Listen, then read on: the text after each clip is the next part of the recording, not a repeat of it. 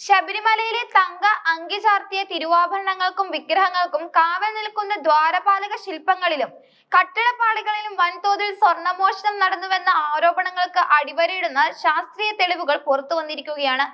1998-ൽ ഭഗവാന്റെ നടയിൽ സമർപ്പിക്കപ്പെട്ട സ്വർണപ്പാളികളിൽ വലിയ തോതിലുള്ള കുറവ് സംഭവിച്ചതായും പകരം നിലവാരം കുറഞ്ഞ ലോഹക്കൂട്ടുകൾ ഉപയോഗിച്ചതായും വിക്രം സാരാഭായി സ്പേസ് സെന്ററിലെ ശാസ്ത്രജ്ഞർ നടത്തിയ സൂക്ഷ്മ പരിശോധനയിൽ തെളിഞ്ഞു. ശബരിമലയുടെ ചരിത്രത്തിൽ തന്നെ ഏറെ വിവാദമായ ഈ സ്വർണ്ണക്കൊള്ള കേസിൽ നിർണായകമായ ഒരു വഴിത്തിരിവാണ് ഈ റിപ്പോർട്ട് മുന്നോട്ട് വെക്കുന്നത്.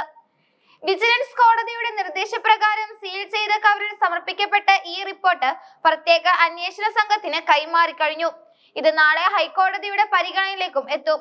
കേസിൽ ഒന്നാം പ്രതിയായ ഉണ്ണികൃഷ്ണൻ പോറ്റി എടുത്തുകൊണ്ടുപോവുകയും പിന്നീട് തിരികെത്തിക്കുകയും ചെയ്ത ശില്പങ്ങളിലും പാളികളിലുമാണ് പരിശോധന നടത്തിയത്.